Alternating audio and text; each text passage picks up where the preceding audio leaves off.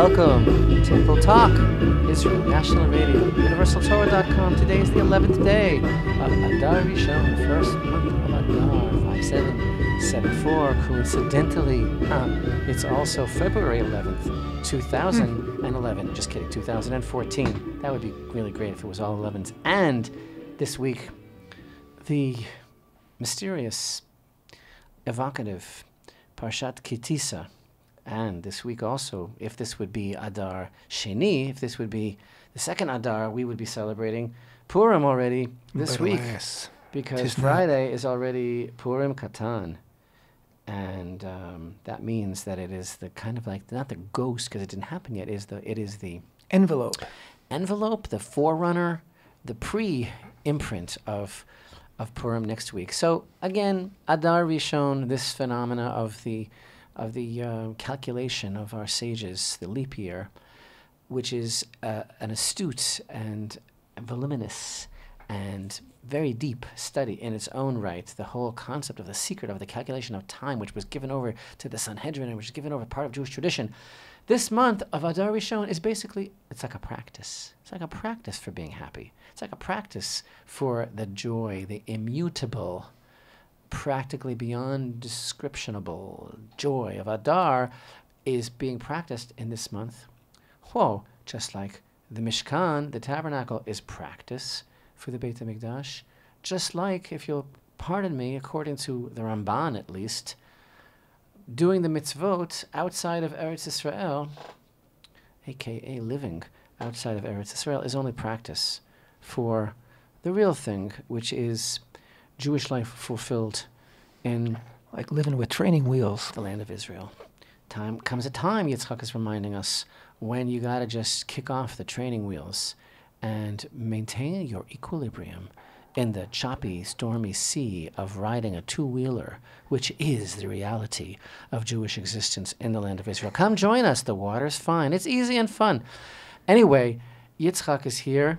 He saved my life, and I'm Chaim Richman, and this is a project, that is to say, Temple Talk is a project of the International Department of the Temple Institute. The Temple Institute, www.templeinstitute.org, which is our life's work, and not just us, but many, many people, individuals, that are working together here in the holy city of Jerusalem towards the fulfillment of God's command to build him a house, towards the fulfillment of God's command to fill the earth with the knowledge of him, towards the fulfillment of God's command to be completely focused on consciousness of what it means to live one nation under God, indivisible, with liberty and justice for all. That's the mandate, really, of the Jewish people with the Holy Temple.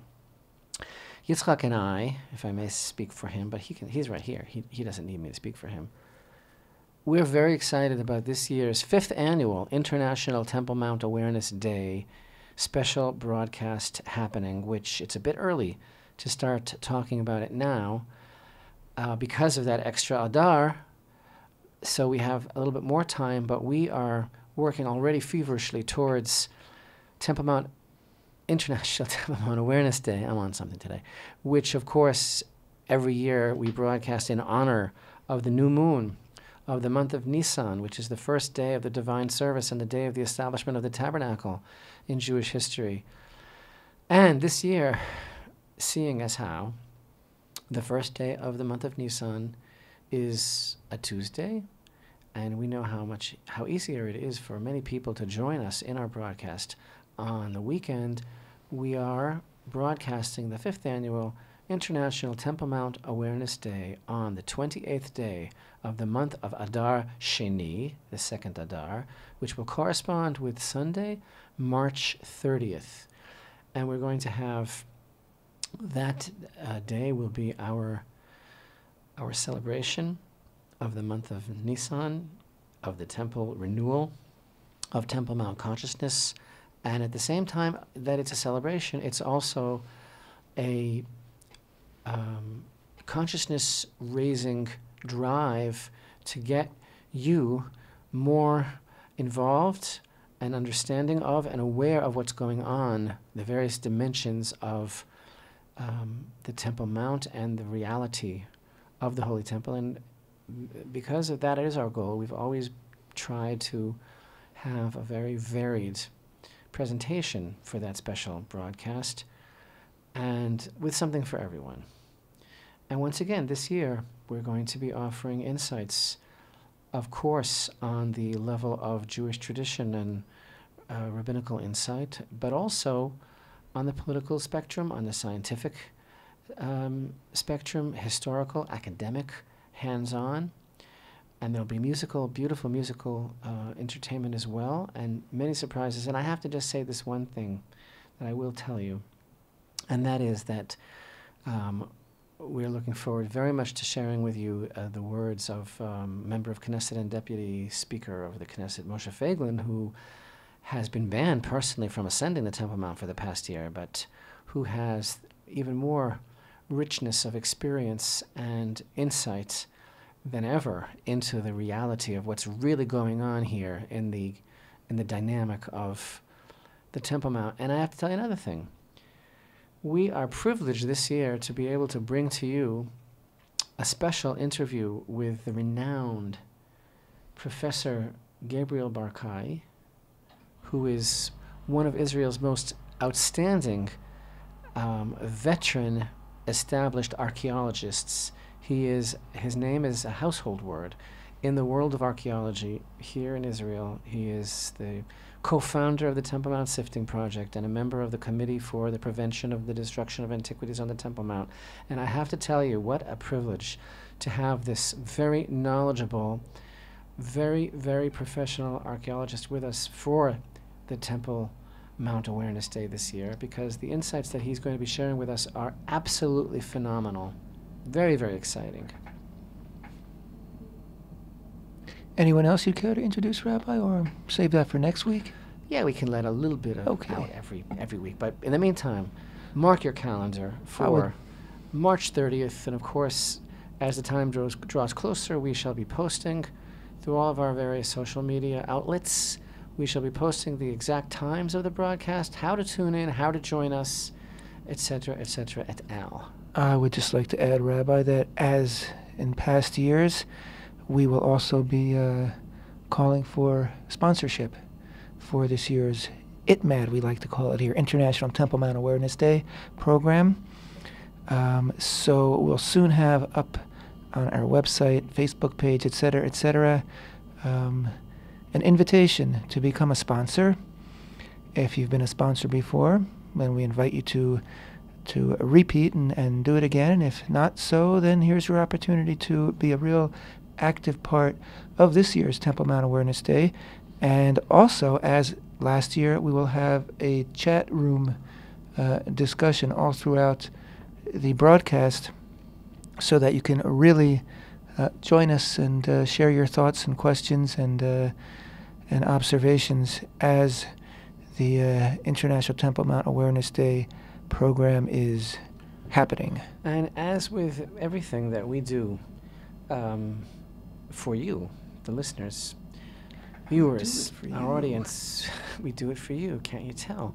We are trying to bring this all home to you. We are trying to bring it back home. We are trying to make the subject as accessible and understandable as possible.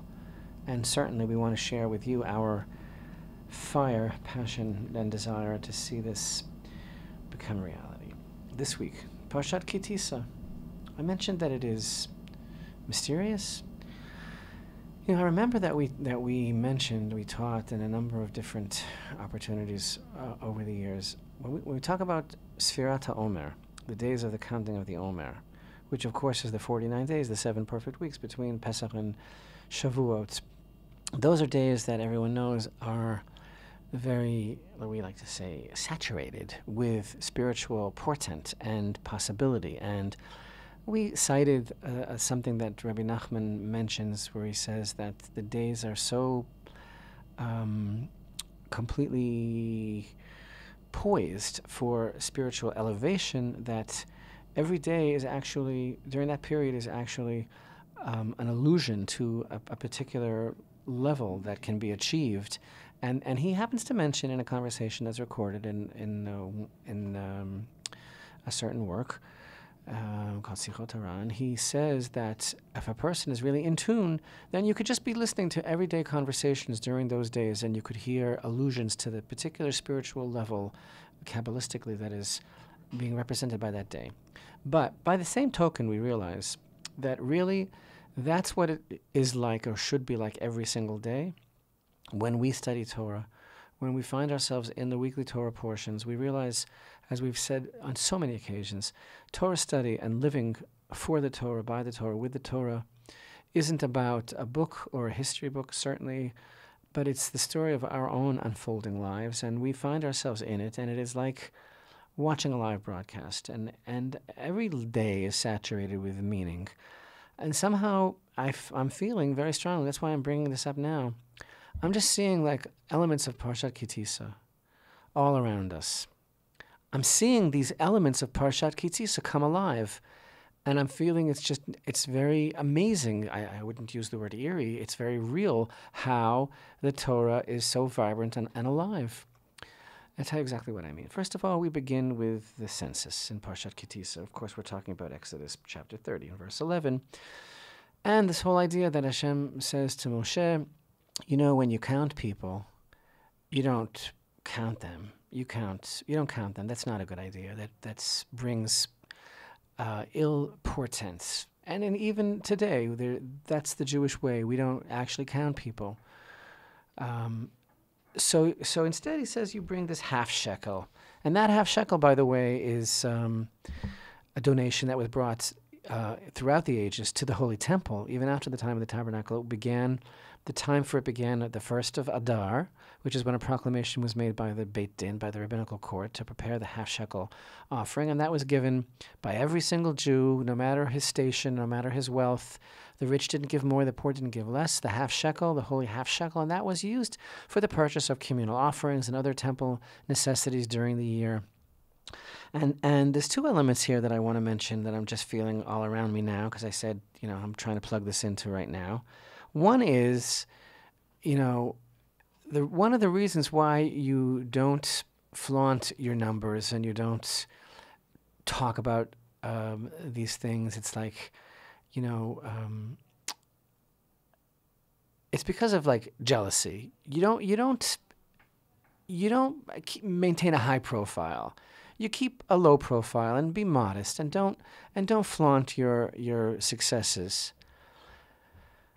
What does that have to do with anything? I'll tell you very simply. I feel that a lot of the pressure that's brought against Israel by the various movements to divest and sanction and boycott is because of the tremendous jealousy that a lot of nations have for what Israel does for them and what Israel accomplishes. I think that's a very basic part of the treatment that Israel gets. It's totally disproportionate and unfair, and of a different rating altogether than the way others are judged. And I think that's part of it. I think that it has to do with attitudes. And another interesting thing is, one of the secrets of the half shekel, the commentaries are replete with various interpretations as to why the commandment is a half shekel. And one of the major themes that emerges is that we are a nation that depends completely on our unity for survival, and that no Jew should ever feel whole without the other. And at best, you're a half. Aside from the fact that the half has been beautifully interpreted by the Hasidic masters as being representative of the fact that the other half is Hashem himself. But the idea is, it's like, this is a secret here. The secret of our flourishing as opposed to our surviving is about our connection to each other and to Hashem, which of course is the secret of what's going wrong all around us when it does go wrong, and that is that we need to reconnect to each other and to Hashem. That's the bottom line of everything. I'm being very, very brief here because I have so much I'd like to discuss here, but moving right along, the very first temple accruement that we encounter in this week's Torah portion is the Laver. The laver is an incredible story because the laver is made of copper, because everything in the environs of the outer altar is made of copper. And the laver, the kior, is the first vessel that the Kohanim are going to be encountering every day before they begin their sacred tasks in the Holy Temple, because the Kohanim are commanded to sanctify their hands and feet from the water of the laver. And the laver is always made out of copper. And it goes as follows, the tradition, that it's even if the congregation becomes very wealthy, like there was a period during the time of the Second Temple, a lot of things were made of gold and overlaid with gold. You know what? You might be as wealthy as, what's his name again? Zuckerberg? Yeah. Gates, Zuckerberg. Keep it to Zuckerberg. Warren Buffett. But you know what? I mean, we just read today that he has, it was worth $26 billion, but that he gave away $1 billion this past year. Him and his wife, Mrs. Chan. Very charitable of him. But anyway, you might be very, very wealthy, but you know what? You always have to make the laver out of copper, never out of gold. You know why? It's in tribute to the very first laver that was made in the time of Moshe by Bezalel, who, by the way, is designated together with Eliyav in this week's parsha. We get the designation that these are the men that are captains of the project of the tabernacle.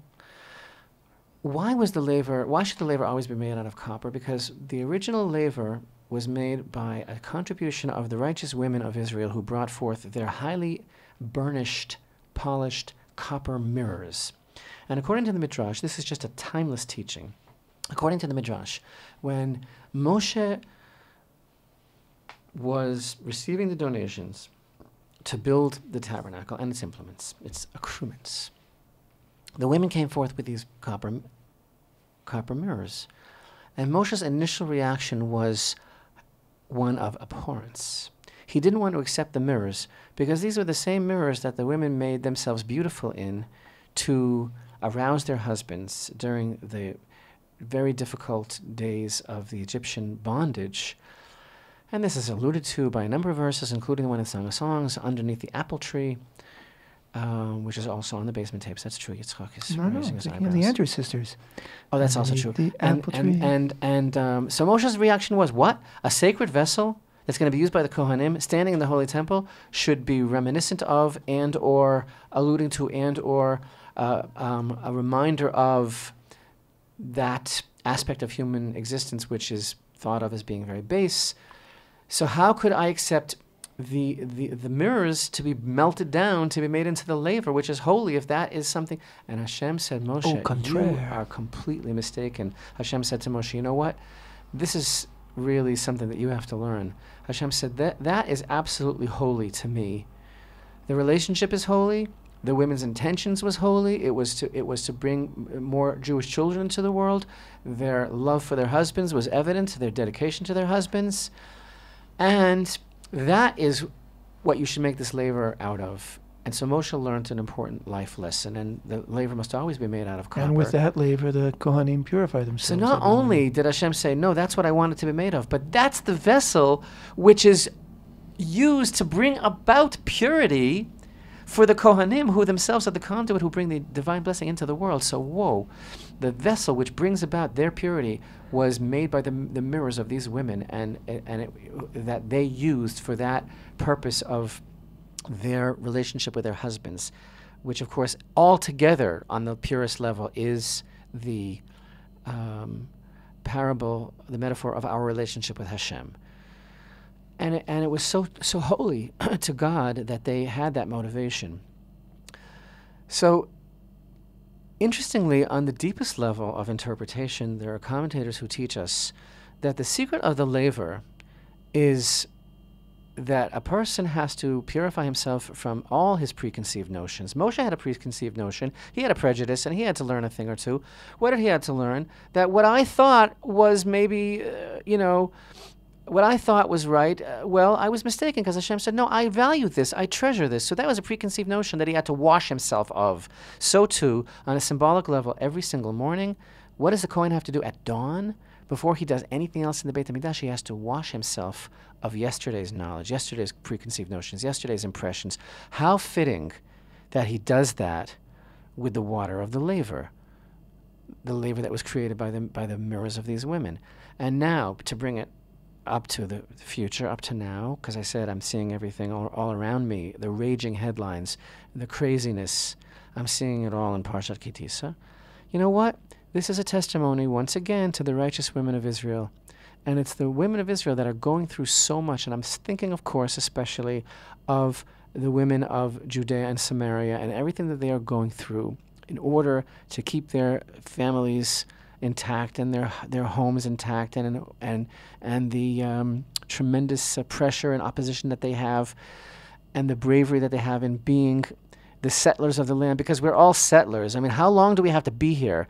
3,300 years to show to the world that we're not settlers, but that we actually live here as citizens. But the point is, these very same women, as we're going to be discussing in the second half of Temple Talk, these very same women who came forth immediately with their gold, with their copper mirrors, to give of their free will offering from their hearts to make the laver for the Mishkan and later for the Holy Temple. Guess what? When it came in this very same Parsha to the golden calf, these women refused to give their gold. They wanted no part of it because they had their heads on straight. And it was the men who gave their gold. And that was another one of Aaron's ideas of trying to get an extension, delay, stall for time, was that he thought, that this would take some more time. So he says, for the women to bring them. The women said, no way. And then the men, apparently, at least until the time of the golden calf, all the men were wearing earrings. In any event, what I'm trying to say is that the women refused to participate in an illusion, in a mirage of who God really is, because what the golden calf really teaches us, which is what we're going to be discussing, is that this whole thing is foisted upon us, this illusion, this mirage, but we do know exactly who God is. You can't try to get away with something and tell us who God is. And the righteous women of Israel refused to give their gold for that idol, just as today the righteous women of Israel are the ones who refuse to surrender and to give up their value and ideal of living for the God of Israel. Stay tuned, stay with us for this highly charged, energized, emotionally inspiring and motivational Temple Talk, Israel National Radio.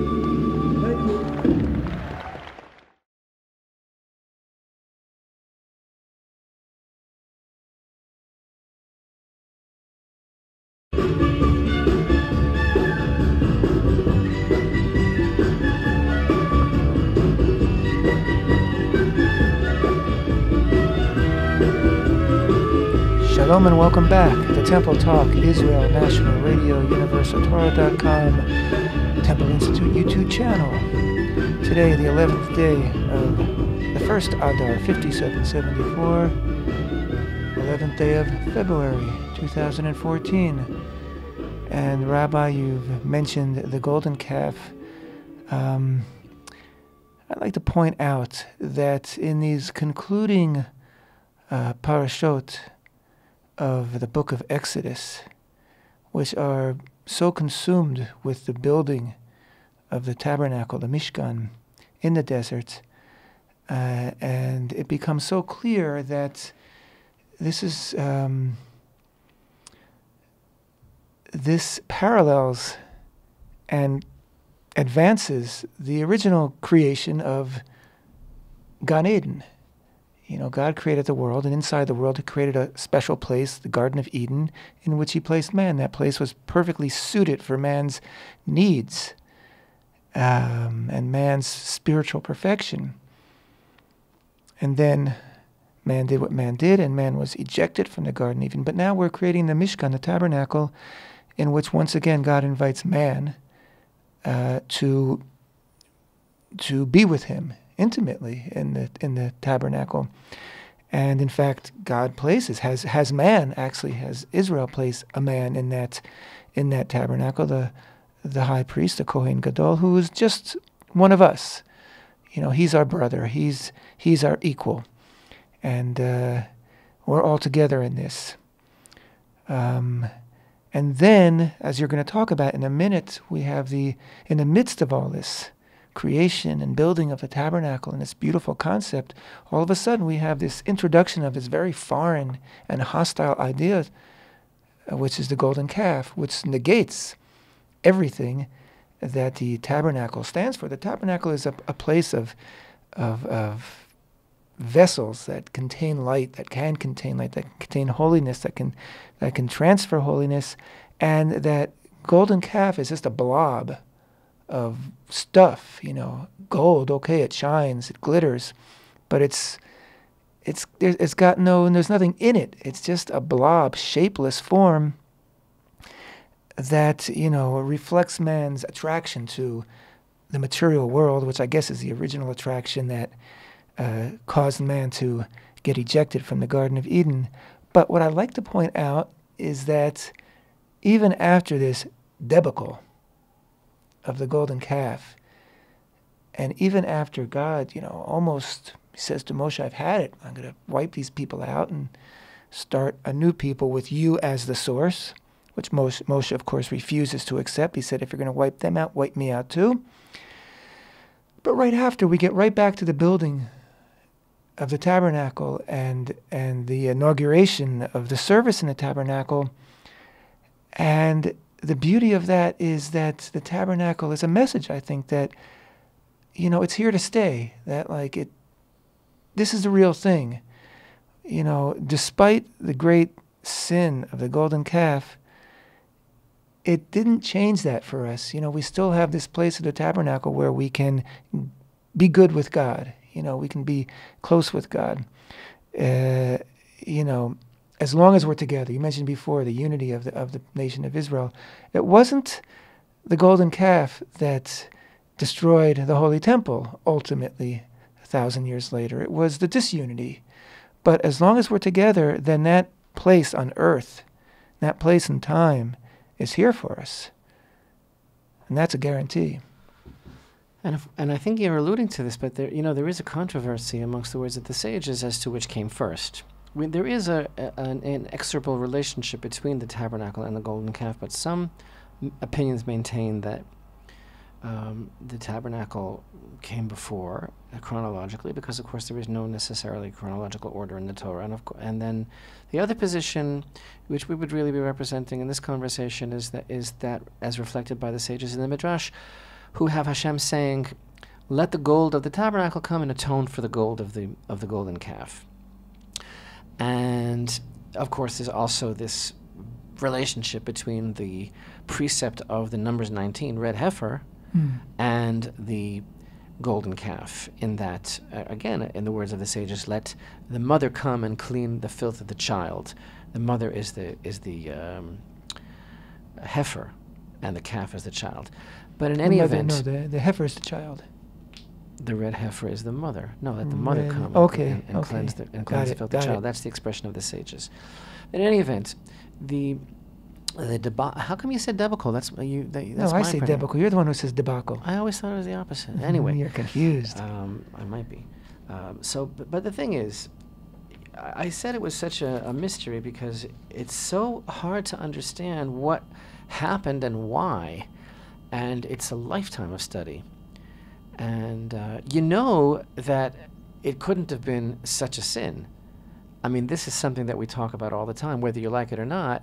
I mean, look, on the one hand, it was absolutely the worst debacle, from which, according to our understanding, our generation and all generations are still absolutely reeling because of the tremendous spiritual damage that it did.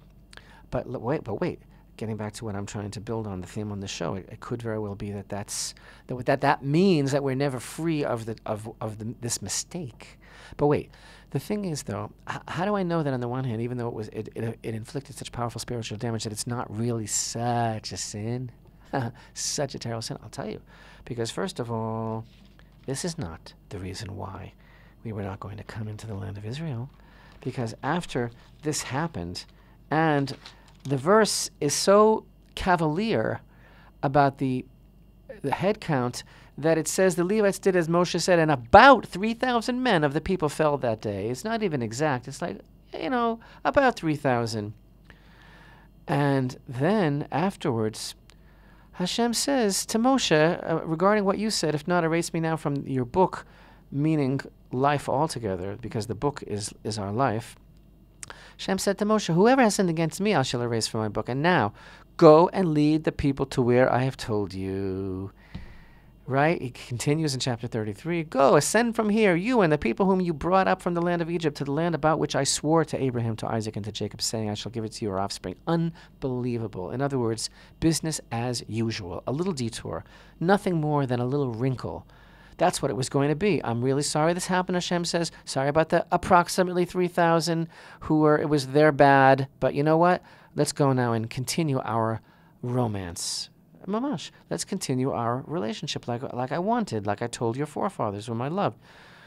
And it was only later, as you know very well, later in the real debacle of the sin of the spies, which again, the women of Israel did not participate. They did not listen to the Lashon Hara, just as they did not give their gold for the golden calf.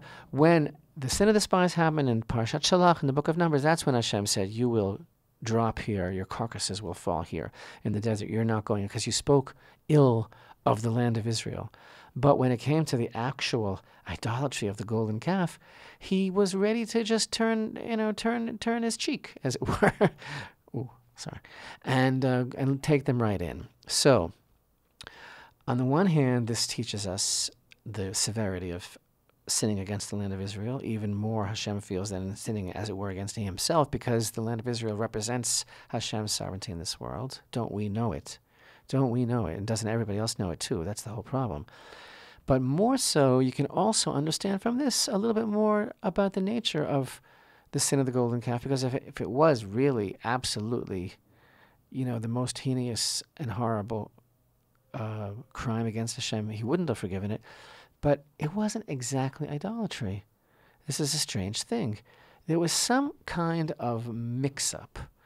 And again, this is really a course of study. I mean, there's so much information that our sages tell us between the lines, which comes from the Torah, which comes from Moshe, which comes from Sinai, about what really happened. And we learn that, Moshe was late because he said he would come back on a certain day, but they thought he would be back in the first part of the day, and it was already the 6th hour of the day, and they thought that he said he'd be back by then, and he was late, and they were worried, and they couldn't get it together, and who's going to lead us? And that already kind of bespeaks this idea, well, is it Hashem or is it the leader? Like, is it Hashem that you want or is it the leader? Like, and they're not the same thing. So, like, why are you freaking out that Moshe didn't come back, but you still have Hashem? So, like, that's already interesting because, a lot of people think that their leader is God. And that certainly isn't what Moshe wanted, or that wasn't the intention. But the other thing is that the sages emphasized, how there were these foreign elements amongst the people. And Yitzchak, I'm just being very, very brief and sprightly here, because there's a lot to talk about when it comes to this. I mean, it's literally a lifetime. For example, the whole concept of how, on account of the debacle of the golden calf, Hashem revealed the 13 attributes of mercy, which is the secret of tshuva, the concept of Moshe's prayer, the 13 attributes of mercy, which was a setup in a way that we got that because of this.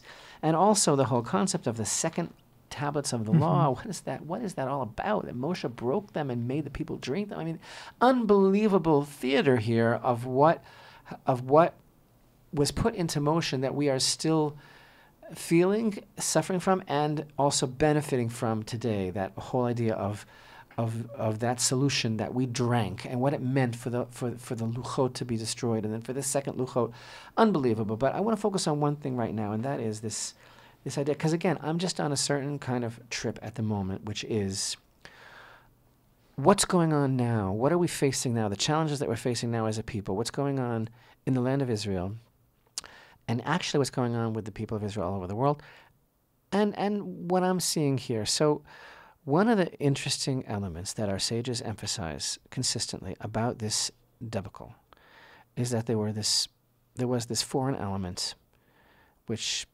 was part of the Exodus, which is still with us today, which can be blamed for a lot of things. And everybody knows that we're talking about the mixed multitude, the Erev Rav, who came out from Egypt for the ride.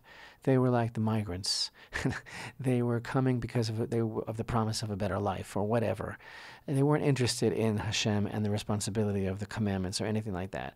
The mixed multitude, they were the instigators of this whole thing. That's why the verses say consistently about the Am. They don't say about the Am Yisrael. It says about the Am, the people, without the descriptor. And our sages say consistently here in this parsha, that's referring to this Erev Rav. So this mixed multitude, they were egging them on. And Aaron, what was his role in all of this? He's the great peacemaker. He's the great defense attorney. He's the great lover of Israel. And he basically was trying to stall for time. He was hoping that he would be able to distract them. He was also hoping, according to some, that he said, well, better I should do it already. I mean, look, they killed Hur, and better they should take it out on me, and maybe I can distract them until Moshe comes, and maybe at least if I do it, let the responsibility lie on me. And it was all altruistic and selfless, everything that he was thinking. But the point is, and every move that he made, trying to first get the women to give the earrings and then say, okay, no, the men have to give it, and all these different things. But the sages are emphasizing, you know what?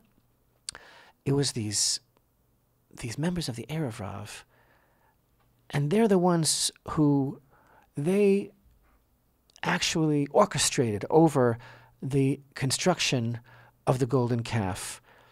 And then they threw it in, and you talked about a glob. Well, that's not exactly what it says, but what happened was they threw it in, and it came out like Esav, like Asui. It came out on its own, like just morphed into this golden calf. And then the Erev Rav, right, these elements of this fifth column, they said to the people of Israel, here's your God, Israel, here's your God. And that, to me, it just hit me in a very visceral, strong way this week.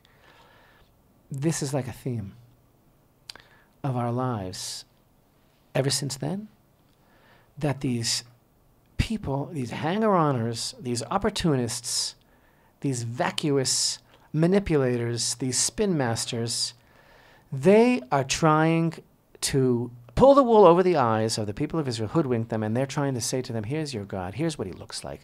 We'll tell you what your God looks like. We'll tell you how to worship your God. We'll tell you who he is. And I see that with everything. I see that with the pressure that's being put upon Israel to relinquish its own land, and all the things that Israel is being put against the wall about. It's all to conform to Gentile ideas, to pagan theology of who we are, of what life is about, of what people are supposed to be doing, of how people are supposed to be treating each other, of what the purpose is. It's all so that we will conform to this foreign concept of a God. It isn't necessarily theological. It could be a God that is the hubris of human beings or their particular motivation or bend, but it's being forced on us. And then, of course, there's an element of Jews within that are perfectly willing to go along with it. And hopefully they're a small number about which the verse could say, approximately so-and-so. Yes, it's terrible. But Moshe said, who is for Hashem? Let him come to me. Who is for Hashem? And that's exactly the situation here, is that there are those within that camp that are just hell-bent on helping to destroy Israel. And then there are those that are of the tribe of Levite, as it were, that are fighting against it. But this whole idea, to me, the iconography of this, because it's my, if someone comes over to you and holds a gun to your head and forces you to do something, it's a lot clearer and a lot more readily understandable for you to realize it's not me that wants to do this, it's someone else that's trying to get me to do it. That's this description of what's going on here with the golden calf. And I think that as a metaphor, it's something that we never got over. I think it's going on all the time, and I think that it is representative of these forces that are aligned against Israel to try and get us to destroy ourselves, basically, to give in to the revelry, the ribaldry, the idolatry, the licentiousness, the murder that is the way of the world, which by the way is what happened in the wake of the creation of the golden calf. And it's just the same thing. Nothing has really changed. I hear the same voice. I hear the voice of the Erev Rav that said right here, right, that said, "This is your God, Israel." It's chapter 32 and verse 4, right? "This is your God, O Israel, which brought you out from the land of Egypt." So they might be not saying it about a golden calf today. They might be saying it about, oh gosh, they might be saying it about a two-state solution. They might be saying it about a seat on this or that council. They might be saying it about economic prosperity, and otherwise, if you stick to your one God, one land, one nation, one Torah thing, then we're going to boycott you, divest you, and sanction you, and everything else. So it comes in many forms, but it is this element saying, oh, these are your gods, Israel. And then Hashem says to Moshe, go, descend. Lech, red, ki shichet amcha. Go, descend, for your people have, that you brought up from the land of Egypt, have become corrupt.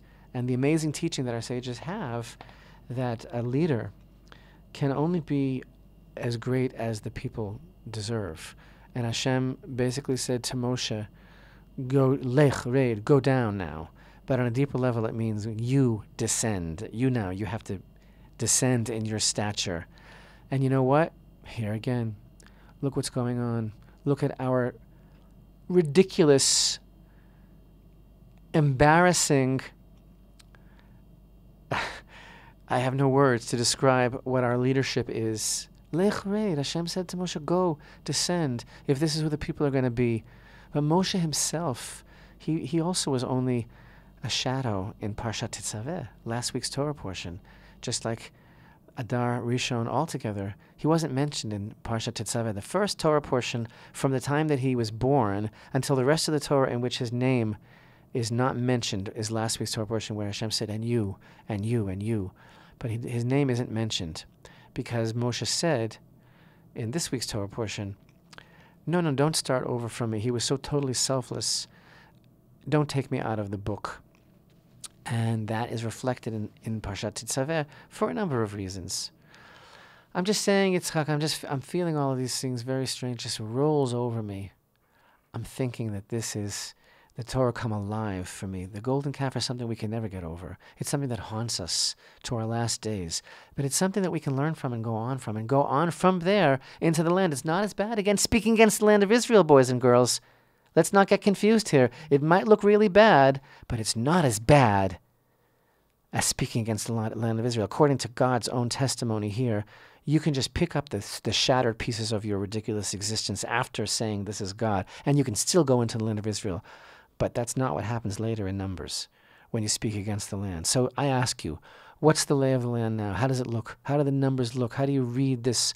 What's going on? What is the prognosis and what is the forecast when you read the news and you understand what the world is trying to sell us, the bill of goods that the world is trying to give us, and how we have to go along with this, and how, talk about go down, go descend, how we have to go along with this ridiculous parody of pretending that we're still settlers and apologizing and bowing our heads in shame that we live here and that we have a right to live here and oh, this is over this green line and that green line and building here and an apartment there and a kindergarten here and this is not our capital and we have no right to live here and everything else that's going on in a million different ways. It's all because we're still being told by these pompous mixed multitude people, oh, I'm holding it over here. Here's your God. Here's the God. You know what?